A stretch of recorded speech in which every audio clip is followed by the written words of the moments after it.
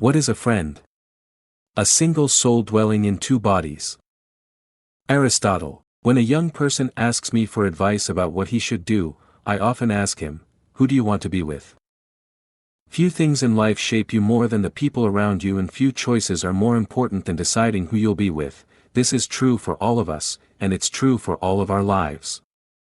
Unfortunately, many people treat this idea as if it had an expiration date, the day you become an adult. You know your kids are impressionable, Walker, and I bet you spend your fair share of time worrying about their choice of friends. But we are impressionable too, and whether or not we acknowledge it, we are all social animals. Every day we are shaped by the people we spend time with. Be with people who are the way you want to be. If you want to be excellent, be around people who pursue excellence. If you want to be happy, be around people who are happy. If you are around resilient people, you're far more likely to be resilient yourself. Who you should spend time with is a question for adults, and it has inspired some profound adult thinking. Cicero took friendship seriously. A true friend, he said, is a second self. Seneca took friendship seriously in his letters to Lucilius. Ponder for a long time whether you shall admit a given person to your friendship, but when you have decided to admit him, welcome him with all your heart and soul, speak as boldly with him as with yourself. Confucius took friendship seriously. At the very beginning of his collected teachings, we read, "Is it not a joy to have friends come from afar?" You could make the case that Aristotle treated friendship as the single most important ingredient for a good life. His book on character and the pursuit of happiness, the Neo-Archean Ethics, has 10 chapters, each on a separate subject. Only one topic gets 2 chapters, friendship. No other subject in the book is discussed at greater length. Aristotle viewed friendship as an essential requirement of both happiness and excellence. And as with almost everything he examined, Aristotle tried to break his subject down into manageable and measurable pieces. He believed that friendship could be based on one of 3 things: utility, pleasure, or virtue. Friendships of utility bring together people who are useful to each other. Think of business partners, co-workers, teammates. Ideally you treat each other with respect and kindness. Over time, you may grow to like each other. But you're initially drawn together because you're useful to one another. Such relationships are part of every human life and can be genuinely valuable. But such friendships can also be fleeting. They are prone to disappear as soon as you stop being mutually useful. Then there are friendships of pleasure. There are some people we just like being around. They make us happy. Every person should have friends like these. We have a blast with them. It's also true that you can enjoy being around such friends for years and then reach a point when you no longer find each other amusing, and the relationship may die. A friendship based in virtue and excellence is different. Remember when we talked about the word errate, how it is usually translated as virtue but means something a bit closer to excellence in English. This is important, because when people read Aristotle today and see that he thinks that the ultimate friendship is one based in virtue, it can read as if Aristotle is giving a long, boring Sunday school lecture. Walker, I once got so bored as a kid in Sunday school that I climbed out one of the classroom windows, jumped into the courtyard, and ran away. But if you see that Aristotle is talking about friends who enrich one another's lives, who help one another live their best possible lives, then what he's saying starts to make sense. Aristotle points out that your deep and true friends, sometimes he calls them your perfect friends, can also be pleasant and useful, but they don't have to constantly work at it. And neither do you. You aren't fearful that your true friends will lose interest. With your closest friends, it's often enough to simply be together. Aristotle argues that such friendships are an end in themselves. It's not that we pursue them because they will help us to live an excellent life. We make time to create such friendships because they are part of an excellent life. In fact, Aristotle suggests, and I also believe, that we can't live our best lives or become our best selves without these kinds of friendships. The best friends support us, challenge us, inspire us. And we do the same for them. It's been said that the deepest relationships are formed not when 2 people are looking at each other, but when 2 people are looking in the same direction. That's a very Aristotelian thought. These true friendships are rare. Aristotle said that it is natural that such friendships should be infrequent, such friendship requires time and familiarity. This isn't a shock to anyone who has built a real friendship. A wish for friendship may arise quickly, but friendship does not. I'm very fortunate to have a few friends I've known since I was a little kid. In fact, tonight I'm going to a surprise birthday party for a friend, Steve, who's turning 40. We started our friendship playing with toy cars in the dirt when we were 6 years old. Several other friends at the party are people I've also known for over 30 years. It's hard to write about such a friend without drifting into clichés. We've been there for each other in the best times and the worst times, etc., etc. But it's true. We spent hours and hours in buses and cars, traveling across Missouri to play baseball and soccer games. Steve, we called him Bob, never mind why, was always the best athlete. In baseball he played catcher and batted cleanup. In soccer he was the goalie and probably the only decent player on our team. We'd get murdered most every game, with the opposing team ripping shots at the goal, and Steve would be diving and grabbing and tipping and saving nearly every shot. Sometimes it seemed as if Steve were playing 11-on-1. It was always, "Good job, Bob." And then, 30 seconds later, "Great save, Steve-o." Eventually the other team would get one by him, and we'd ride the bus home having lost 1-0. All the while Steve would be berating himself, as if he should have been able to save 100 shots and score for us. I remember, a decade later, shortly after I got divorced, 3 of these old friends flew out to visit me. I had only one bed and one couch, so 2 guys slept on the floor. We went out for Mexican food, and sometime later Steve fell ill with food poisoning and spent the whole night puking bad burrito into the toilet. I know that's not a pretty picture, but those are the kinds of stories you have when you have a friend for over 30 years. That's not something you can replace, buy, or borrow, it's precious. Rare. Worth protecting. And you know what's fun for me about writing to you, Walker? It's fun because writing to you makes me reflect on my own life. In fact, just writing this letter about friendship makes me appreciate my own friends that much more, including you. In my work with veterans, I ask people to come together as fellows.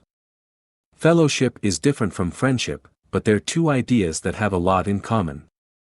And it's in fellowship that friendship often has its roots. We might begin as strangers, but in fellowship we make a decision to purposefully experience life together. We are not just in the same place, inhabiting the same space. In fellowship we are making a conscious effort to walk and work in the world with others.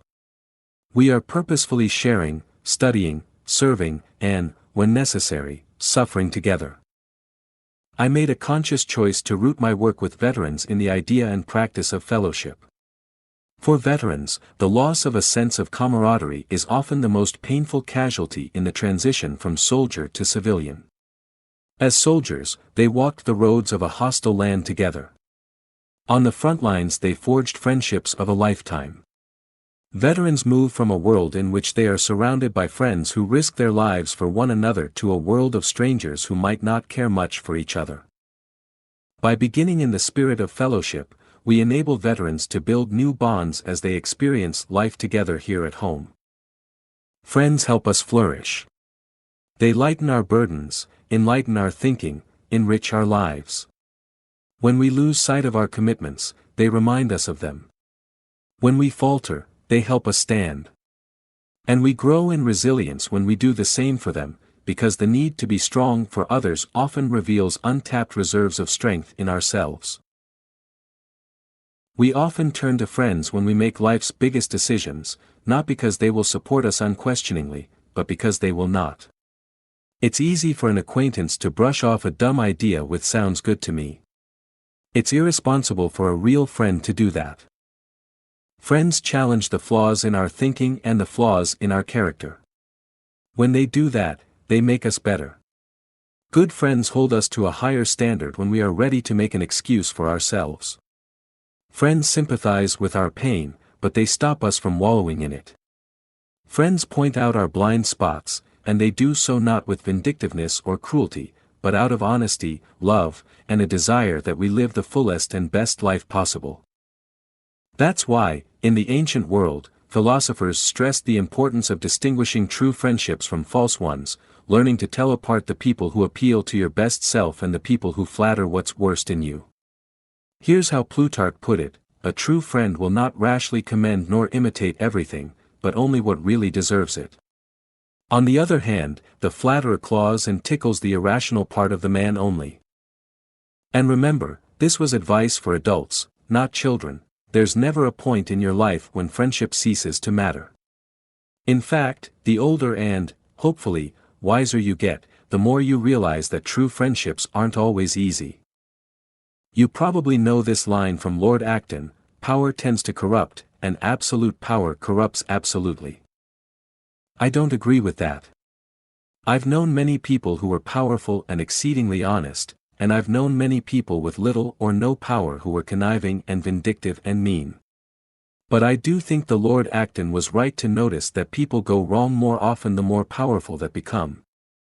I don't think that's because power corrupts, but because power so often fails to correct. As you become more powerful, you have to work harder to make sure that people correct you. People no longer tell you what you did wrong.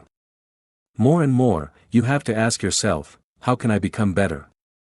When the powerful are surrounded by people who always say yes, by subordinates moved by fear or sycophants looking for the next reward or promotion, they gradually lose the good sense that helped make them powerful in the first place. Sometimes, they lose themselves. There's a powerful story about this in the Bible. There, leaders like Moses are recognized as blessed, as chosen by God, but are still flesh and blood people who make grave mistakes. Think of David. He was the brave shepherd who defeated Goliath, but he also became the sometimes cruel and greedy king who ordered a man to his death just so he could sleep with Bathsheba, the man's wife. One of David's closest advisors was the prophet Nathan. When Nathan discovered David's abuse of power, he requested an audience with the king.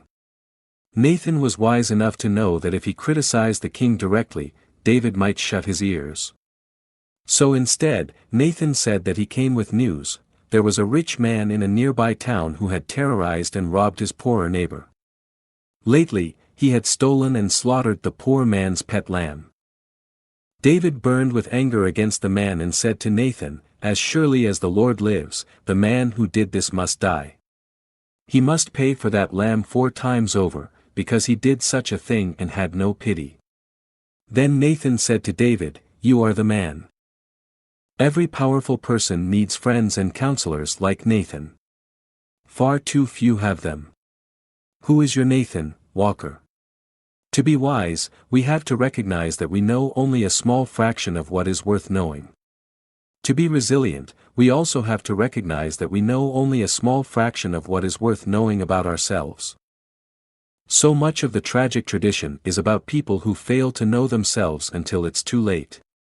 Think of the story of Oedipus, who receives the terrible prophecy that he's fated to kill his father and sleep with his mother. Oedipus runs away, and only many years later, after he had killed men, married a queen, and become king of the city of Thebes, does he discover that he has returned to the home of the parents who abandoned him at birth and has fulfilled the prophecy. The tragedy of Oedipus reminds us that even the most powerful and accomplished people can fail to know who they are. What makes life tragic is not only that we have limited time to live and limited strength to live with, it's also that we all have limited vision. None of us can see or understand everything about anything, and that includes ourselves. But if there's a hope of understanding ourselves better, it comes through real friendship. Resilience takes awareness of yourself and of the world around you. And you aren't really aware of either without good friends. Your friends help to expand your stock of experience. Learning from a friend's hard experience can save us the pain of learning the same hard lesson. Think of a community of friendship as a pool of experience that multiplies each member's wisdom. No one person, no matter how wise or experienced, can match the combined experience of a community. As long as we are imperfect, we will always find that the voice of a friend offers perspective and insight. At the same time, friends also bring us perspective about ourselves. Have you ever stood on a table and realized that the room you are in looks different? Or lain down on the floor and seen what a baby sees? Or flown in a plane and watched your hometown pass below? In each case, you're looking at the familiar from a different angle, and you realize that you didn't know it as well as you thought. We think that we see ourselves well. We do not. Good quality, mass-produced mirrors, which have been around for less than 200 years, are everywhere in our lives, and perhaps they give us a particularly false sense that we are able to see ourselves as others see us. But every time we take a look at ourselves, whether we examine our reflection in a mirror or examine our actions in memory, we see ourselves from only one perspective, our own. Of course, we can work to see ourselves from other angles. But we have to fight the powerful human tendencies to cover up or magnify our imperfections, to ignore or overly focus on our weak spots, to look at our every feature and every action by the softest or harshest possible light. Because we have such trouble taking an objective look at ourselves, we will always be blind to at least some of our faults. This blindness weakens us. In Bud's training, Will Guild taught me a simple idea about what we know in relation to other people. He said there are 4 kinds of knowledge: things that we know and that others know as well, these things are known. Things that no one knows, these are unknown. Things that we know and others do not, these things are hidden. Things that others know that we don't know, these things we are blind to. Without help from others, we can be blind to a lot of what we need to know, including knowledge about ourselves. Will made this point in the context of talking about elite performers and elite units. In Will's experience, he said, most truly elite performers are accessible, friendly, and humble. He found that these elite performers found ways to make connections between themselves and others, in part because they wanted to learn from other people and to lessen their own blindness as much as possible. Of course, there are artists, athletes, and other exceptional performers who are arrogant. Most of them, however, are usually exceptional in only one area of endeavor. They may be great athletes but fail at coaching. Great entrepreneurs but bad fathers. Arrogance leads to blindness, and both blindness and arrogance, in time, exact a cost if we are trying to live a flourishing life. I've written to you a bit about Homer, Walker. If you pick up one of Homer's epics, you'll probably notice a special habit of his. He almost always attaches a unique word or descriptive phrase to each character, a tagline that comes up every time that hero or god is mentioned. That's why you'll read about fleet-footed Achilles, bright eyes Athena, earth-shaking Poseidon, and Hector, breaker of horses. This practice probably started as a handy memory tool. The first epic poets recited everything from memory, or made it up as they went along, and these tags were a way of holding their place while they were figuring out what to say next. But here's the important thing for us: these tag lines tell us what Homer considered the most descriptive traits of every character in his world.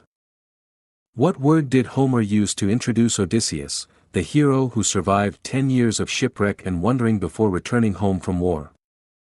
Wily. Wily Odysseus. When you first look at it, wily does not seem to be a word fit for a hero. But we should understand that the word can also be translated as something like crafty, clever, or capable. Wily suggests a combination of awareness and ability. A wily hero can see what's happening clearly and act on it quickly. Odysseus is a man who is aware of his surroundings. Aware of his enemies, aware of himself. He has to be. It is the only way he makes it through those long years of war and exile. He knows that he cannot fight with the prowess of an Achilles, but he can devise the Trojan horse, the strategy that wins the war. He knows that he cannot stand toe-to-toe with a Cyclops, as Heracles did, but he is aware enough of the Cyclops' weaknesses to blind him and escape his clutches. Odysseus, a king, has learned to speak with everyone.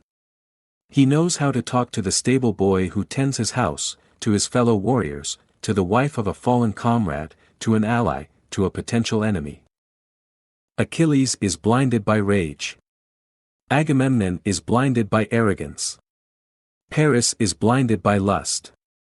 But Odysseus is wily. And he becomes aware and able because, of all of Homer's characters, he works the hardest to reduce his own blindness. When you read the story of Odysseus, you realize that awareness is a heroic virtue, a quality fit for a king. And it is Odysseus's wiliness, his awareness and ability, that enables him to live through the greatest war of his age and return to his home long after he should have been given up for dead. Odysseus is resilient because he is aware. For most of us, awareness comes when we have good friends. We would never willingly drag a friend into our hardship. But having friends by our side during a difficult test can give us incredible strength.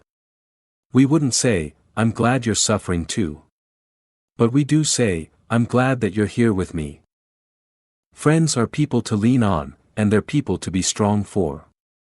When servicemen and women talk about the extraordinary camaraderie of serving and the tight-knit teams they served with, they know that such closeness, while punctuated by times of great fun and even joy, was also forged in the fires of difficulty.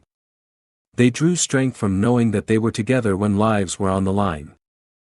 I don't know if I've ever told you about this, but my most challenging moment in BUD/S came during what should have been the easiest part of Hell Week. We were about 72 hours in, and the instructors were about to let us sleep for the first time. Now, as you'll remember, Walker, by the time we were 72 hours in, some of us were so tired that, when we were running down the beach, we'd stop, fall asleep standing up, and collapse to the ground. We were exhausted. Truly exhausted. The instructors told us that before we could sleep, we had to compete in a dip contest on the parallel bars. Well, my crew lost, so I was the last person to run into the tents. When I got there, everyone else was already asleep. I lay down, and I couldn't sleep. The last time I'd been through medical, they'd wrapped my right foot too tightly, and with every beat of my heart I could feel the blood pulsing in my foot, so I got up, untied my boot, tore off the bandage, threw it on the ground, put my boot back on, and lay down again.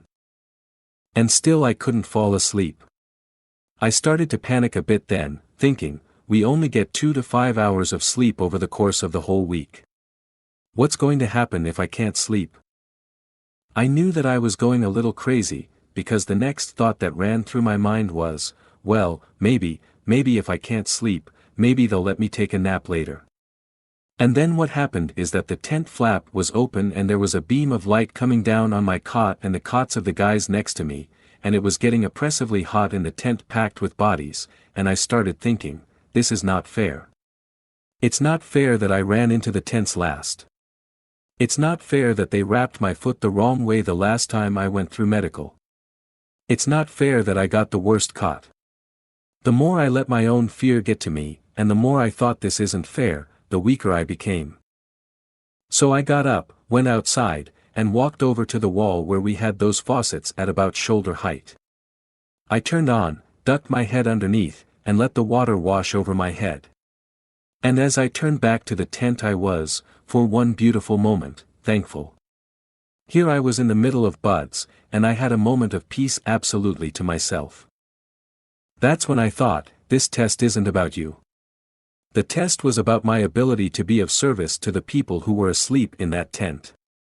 And then all of that fear and self-pity left me, and I walked into the tent and fell asleep. Now, it's not as if the instructors came in and gently shook us awake. They were setting off artillery simulators and smoke grenades and shouting on bullhorns, and as they started to run us down to the ocean to get us cold again, I remember that I had this huge smile on my face, because I realized that I'd just passed through my hardest moment. When all I thought about was my own pain and how the world had dealt me an unfair hand, I became weaker. When I thought of the needs of my team, my friends, I became stronger. We often think that our friends help us when we are weak. And they do. But it's also true that we become strong when we have friends to be strong for. And Walker, one last word before I finish this letter. These letters are, as I promised they would be, imperfect and incomplete. You'll see most of the shortcomings on your own. But as we think about relationships, I do want to point out that one of the big flaws here is that there is no letter about marriage, or family, or faith.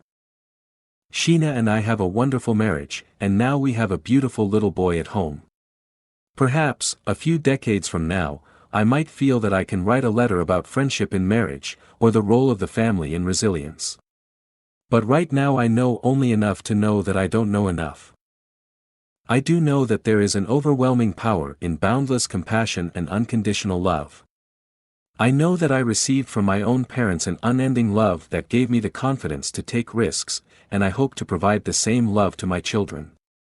I also know that in my life and in the lives of many people I admire, a faith rooted in the love of God and the knowledge of God's love makes people resilient in the face of hardship.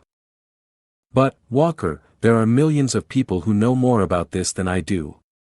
They have more experience, more wisdom, more insight than I can offer. You, for one, have more experience of marriage and of fatherhood than I do. Maybe in your next letter back you can tell me what you think, what you've learned. All I'll say here is that the subjects of marriage, family, and faith are important, they're missing from these letters, and a lot of people who know far more can probably help us both.